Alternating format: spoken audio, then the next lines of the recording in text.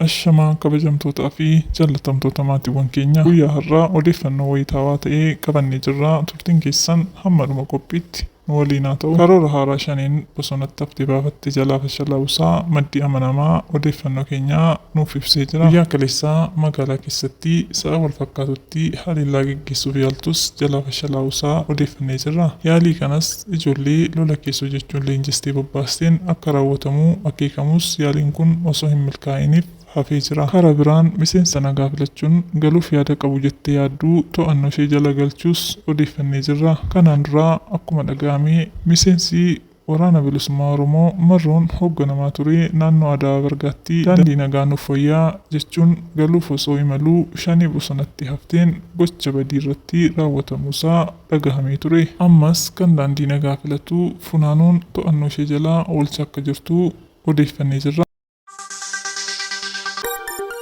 Odeeffannoo birootiin leenjiin haaromsaa waraana bilisummaa Oromoo daandii nagaa filatee galeef kennamaa jira. Leenjiin kunis ji'a tokkoof kan turu ta'uu eerameera. Kanumaan wal qabatee miseensi waraana bilisummaa Oromoo waliigaltee nageenya hordofanii galan leenjii haaromsaa fudhachuun kan isaan rifaasisee kanneen akka Jawaar Mohaammed wal waraansii Oromiyaa akka dhaabbatu fedhii dhabuu isaanii mul'isaa jiru. Sababii Jawaar qabsoon butame jedheen uummatni Oromoo daraara hedduuf saaxilamee ture. Saamichi ajjechaa fi buqqaatiin qe'ee Oromoo sababa Jawaar ta'us beekamaadha. Yeroo ammaan kana garuu badisa sana hambisuuf miseensi daandii nagaa filachuun uummatatti deebi'ee uummaticha boqochiisuuf leenjii haaromsaa fudhachuu irratti argama. Egaa jaallatamtootaa fi kabajamtoota maatiiwwan miidiyaa Kiilolee qophii har'aaf qabnu asuma irraan golomnaa yeroo dansaa qabaadhaa.